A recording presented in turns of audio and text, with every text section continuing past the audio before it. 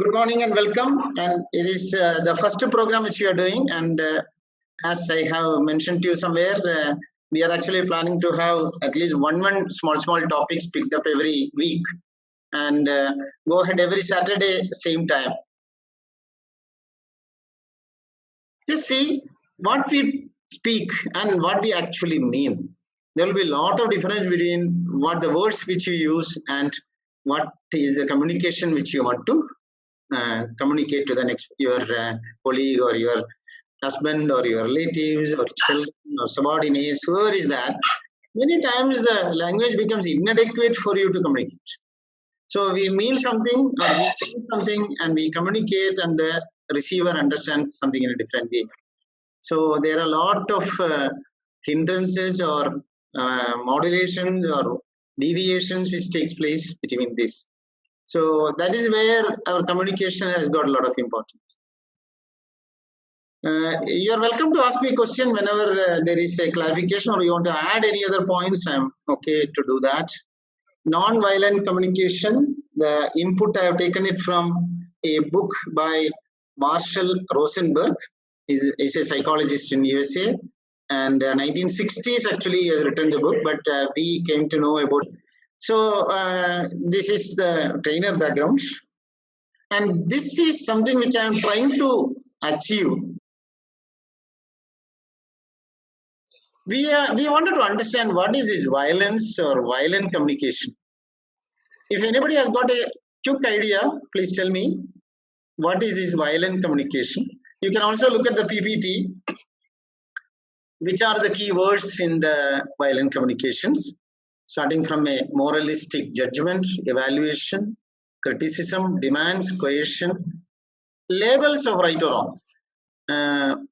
Being in this management system, many times we talk about what is right, what is wrong. And even as an auditor normally say, no, what you are doing is not right. So the question could be, who are you to tell that what I am doing is not right? I am the process owner, and you are coming and telling me that no, this is not right. Look at these two animals. Okay, what do you think is a good animal? Or what do you think is something which we can actually similarize or compare with a non-violent or violent communication? Some of you can respond.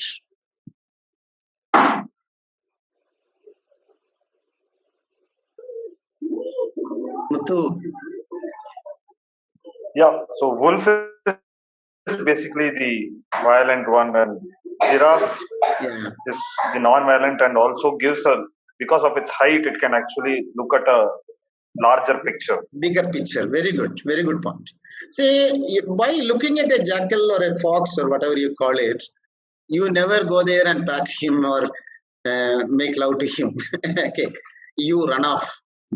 And that is what happens with a dog or that particular category. We don't really do that unless it is a pet dog. And giraffe, we never been afraid of that particular animal. Maybe even if a deer you may be afraid, or a cow or a buffalo you may be afraid. I've seen many times these cows nowadays, cows and buffaloes come and start eating you.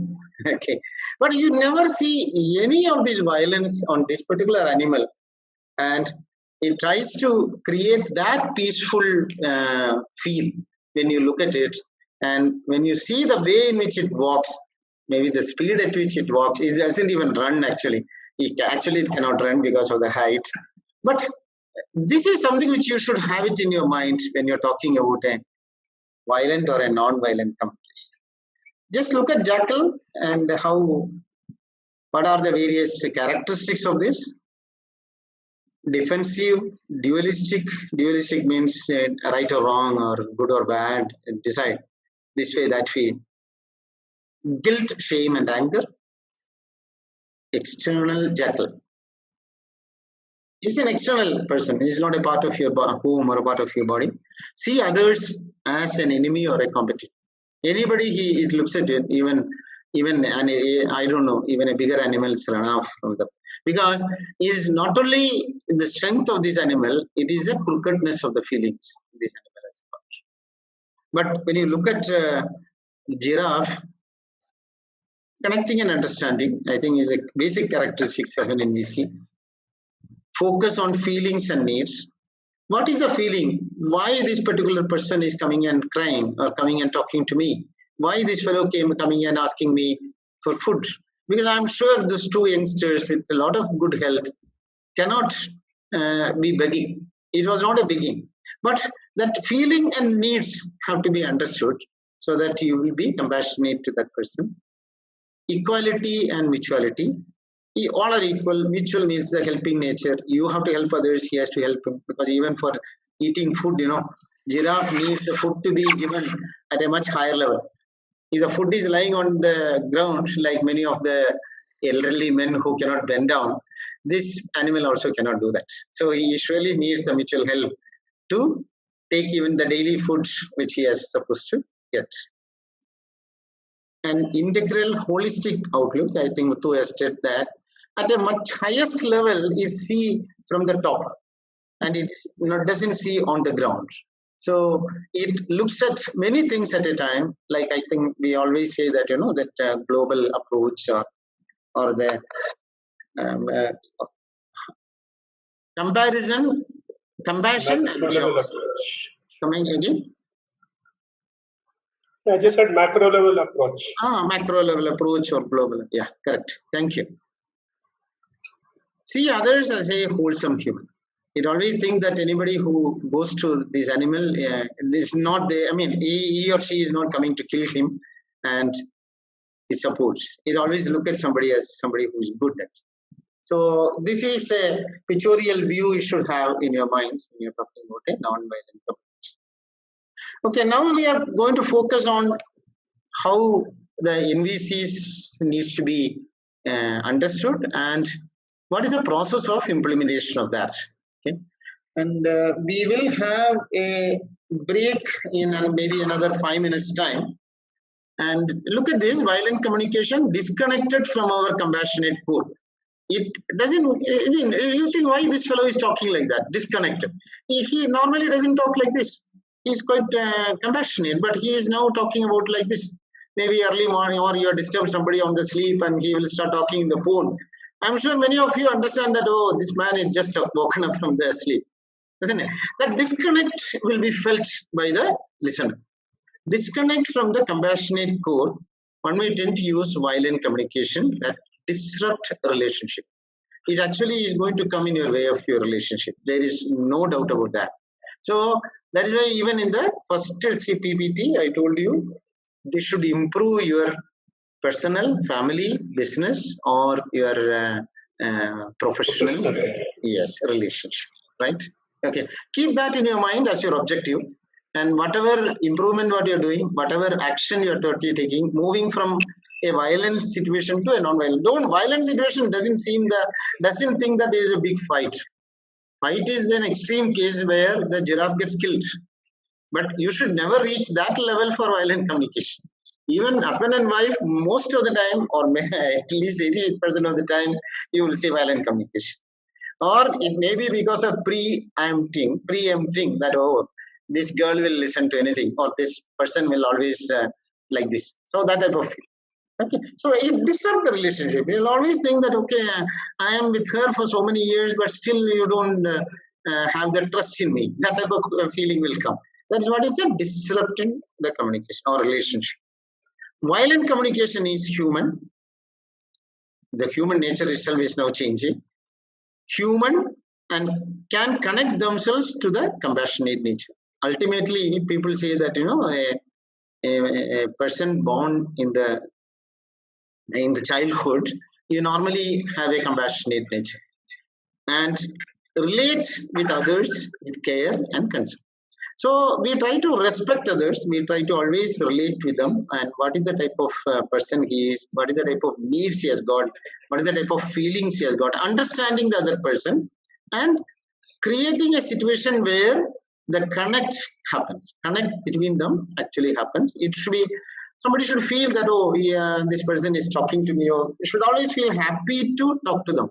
I think there is a country, small country near India, is called Bhutan, and there is an internationally recognized happiness.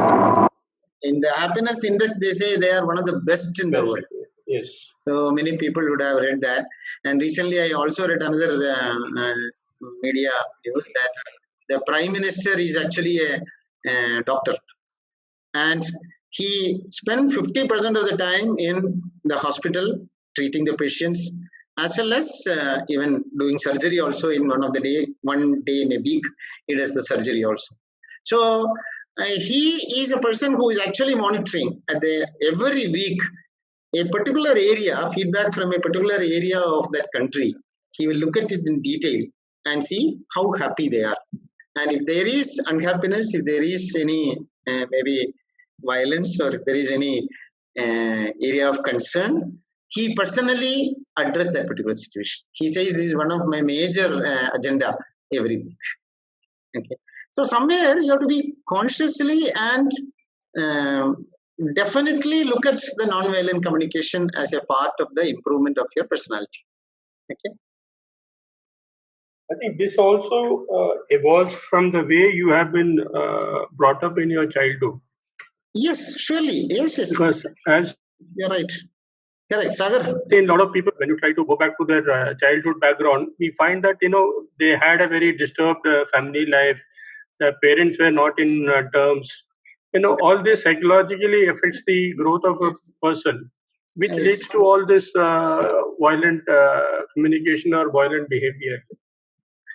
This is the real non-violence, the connection which you have between the two people. I connect you, and that connection, engaging in empowering dialogue in relationships. Engaging in empowering dialogue. Empowering means I empower you or you empower me. So that empowering dialogue in the relationship. So the person should feel happy, or person should feel confident, or person feels more stronger or more committed to that particular activity. The communication has to go from the heart, not from your mouth, not from your brain. So I have read many times, somebody comes and say that in heart I am very good, but when I really try to communicate, sometimes you get more of knowledge and science and not the emotions and motivations. So emotions and motivations through heart, it has to come. It should not be just on the left hand side, you see the two arrows, which actually comes superficially, and the right hand side is actually from the heart on the both of the hands. Pictorially represented as a non-violent communication goes from the heart. There are 4 steps to reach the heart: observe, feelings, needs, and request. These are the 4 steps for implementation of a non-violent communication. Just see the heart here, which actually is carried by all the 4 elements of non-violent communication. The requirement of this on the process is you have to observe objectively. What do you mean by objectively observing? Objectively, objective and subjective. Subjective means without any prejudice, without any bias, without any prefix ideas. And objectively means it is really supported by data. So you have a data. Maybe if I am driving, my wife say that I am very much concerned. When you are driving, I am not able to sleep.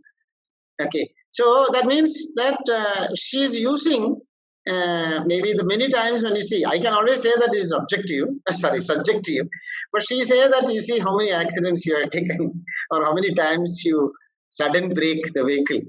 Okay. So observing objectively. Objectively means it has to be supported by sufficient data to tell you that. I think if somebody is, there is one case study which I am sharing with you sometime later, that a boss says that you are always late. That becomes a subjective statement. And if I say that, okay, in a week, 3 days, you are coming at 7 o'clock instead of 6 o'clock in the morning, means there is an objective observation. You qualify your statement. You qualify your statement with an adjective or the data, which actually, otherwise, when you say always coming late, the employee can come back and tell you, sir, tell me, where am I always coming late? Maybe 1 day in a week or 3 days in a week. Without evaluation, blame and moralistic judgment. Without evaluating and blame and judgment. That is very important when you are talking about observing. Quantify. Go ahead. I said quantify your...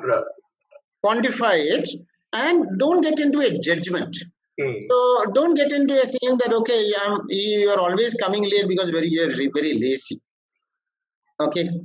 Or you're whatever is that, you're getting up late in the morning. So don't get into a judgment here. So that is why even an analysis is not a requirement here. Don't analyze the data. But the data should be there to support them. Who can analyze it? It is only the person who can analyze. See, if I find that 3 days I am coming late, or if I find that the traffic jam is always making me come late to the factory, the person has to think now, what is that which makes me coming late? So allow him to design. Don't try to say many times when a traffic policeman see an accident, he always thinks that the driver is drunken. It's a prefixed idea. So driver, that also if you are talking about a lorry accident, he will say the lorry driver is drunken. He is naturally decided that he is drunken. So it is a prefixed idea, or it is because of some of his mindset. So that should not happen. Observing how the situation is. Okay. Objectively observe. Second point is, because of this observing, there will be a feeling. So you need to identify the feeling. You need to identify the feeling. Maybe he is a single father or single mother, and they have to cook for the children as well as come there to the factory. Maybe feeling. What is the feeling which is actually creating this particular situation? And again, most of the time the feeling has to be understood by the person who is actually doing it. Then only the improvement will take place. Then need. Digging deeper to identify what need is or is not being met. Need is met or need is not being met. So there may be a need which is met, there is a need which is not met. Like for example, I have financial requirements. Morning shift I work in a company, evening I work in another 4 hours in a PNIA company here. There's many workers who do that because I have 3 children and the education cost is very high. So there is a need which is not met by you, so I have to do this. Okay. So need has to be understood as the third point. And then finally, there has to be a clear-cut, actionable request. What is that I want? What is the need? Sorry, what is the need which needs to be met by the organization or by you? So actions that would better meet your needs. The request has to be very, very actionable. You should not be generally say that your behavior has to change. So it's not a very general statement. All of them have to be very specific objective. Okay. Sir. Let's look at observation. We were already talking about this. Purely factual observation with no component of judgment and evaluation. People often disagree about evaluation. Because evaluation, your observation may be correct, but evaluation may be wrong. Observation may be a factual information, but you evaluate, put an analysis and come back and say that 10% of the corona affected people died. So then somebody will say, no, this 10% is not correct because your testing is only very less in India. And many other countries, they test like Germany, etc. Every day they test about 1 lakh people. So you get into some argument because of that. So that is the reason why. Just say, what is your observation? 1,400 people died in India. Or 50,000 people died in US. So that is a fact. Now, go back to this and see why. Maybe because of the food habit, maybe because of the nature, maybe because of whatever is that discipline, all those things. But directly observable facts which has to be used provide a common ground for communication. Then unnecessary arguments will not come in. Don't allow anybody else to tell you what you have to do. Feeling is an input for your needs. Feeling is actually feeling and needs are very. So that is a feeling which you have. So you have to find out the feeling. Maybe manipulation also can happen, but maybe if you are really going into the real fact of it, observation is leading to feeling. Take responsibility of your feeling. So it is your responsibility, and don't blame others. What others do may be a stimulus for the feeling, but not the cause of the particular feeling. Okay? What others do, observation is not a cause of the feeling. Need is actually a cause of the feeling. Observation is not a cause of the feeling. Observation leads to feeling, and need is the creation of that cause, root cause. Just look at this four. Look at this particular situation, and let us look at this. Yeah. See, the first statement itself, you're always do it. You always do it. You're always, you're never on time. Okay, you're never on time. That's what is the first statement. So that itself is, what is the feeling you create? Or hatred. Anger, okay, anger or hatred. Not anger, yeah.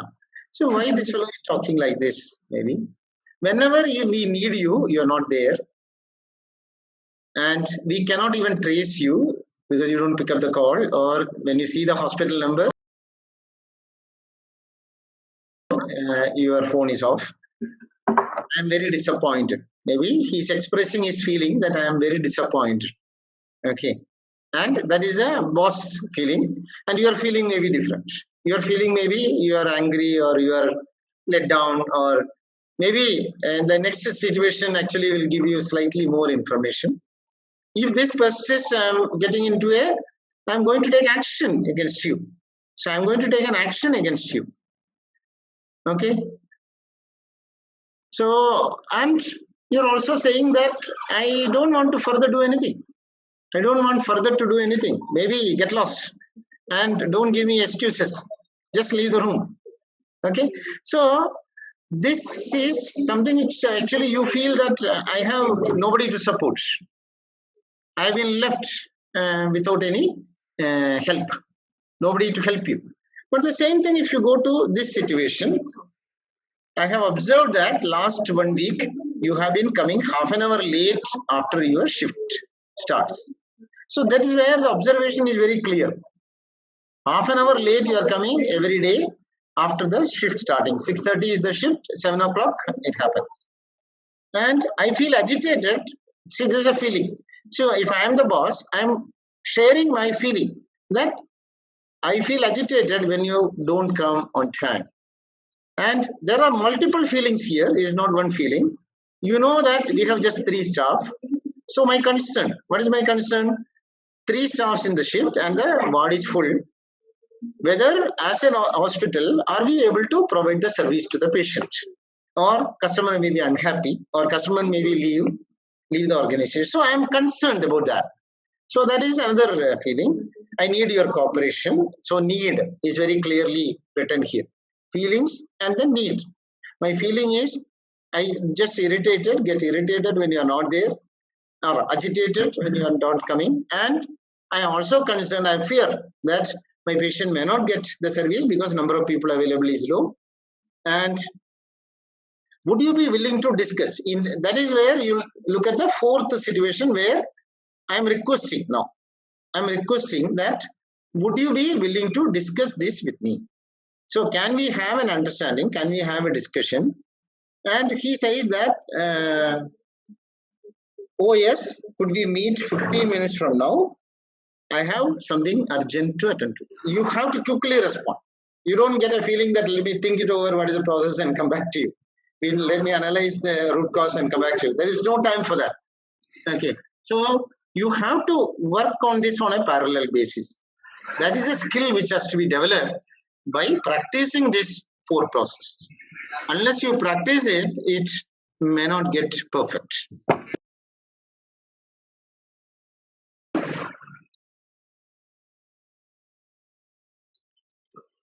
When our needs are met, we are happy. That is a feeling. Happiness is a feeling. And when I want money, I get my salary for the month, even if Corona is there, I feel happy. Okay. Pleasant feeling. When there are not met, we have unpleasant feeling. These are feelings. First set of feelings are when the needs are met, and second set of feelings are when the needs are not met. Okay. Okay, we are in request actually, and we were talking about making a clear request, and which should be positive and actionable. Okay, that is what we are talking about, and it should be clear, positive, and concrete action language, not to use management jargons. Okay. And value language, vague languages actually can create confusion. There is also clearer thereabouts, and ultimately we want back the system to work. We want back the more likely that it is actually going to be implemented. Then only the request will be useful. So you have to empathetically receiving that. What do you mean by empathetically? The request empathetically means what?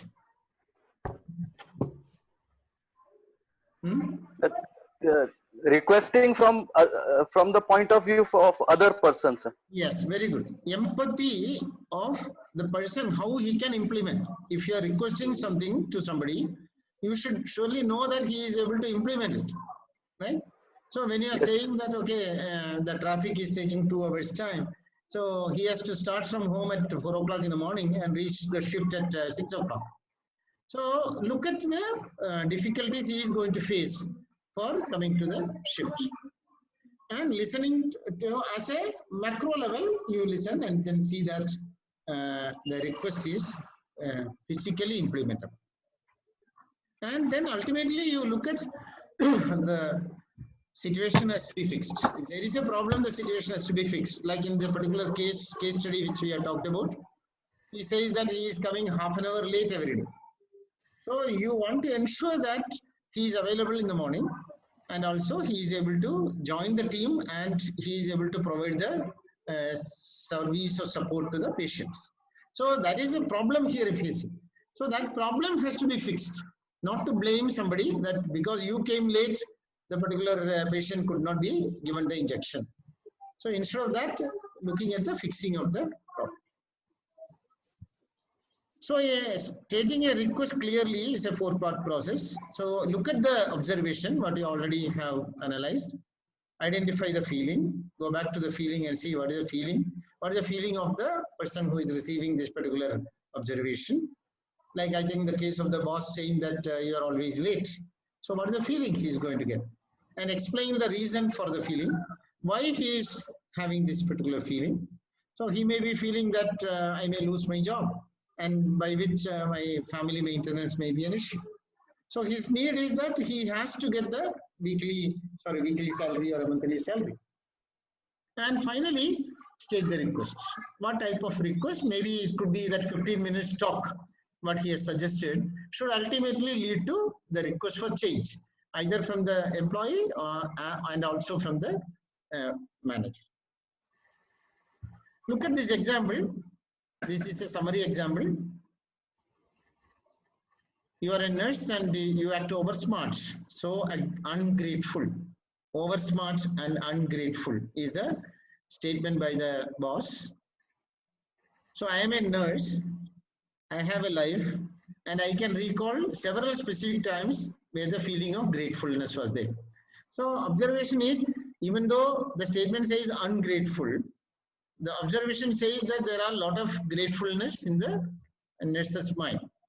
So that has been ignored, that has not been taken care of in the statement. So what is the feeling? Today I feel discouraged because of whatever is a need which you have.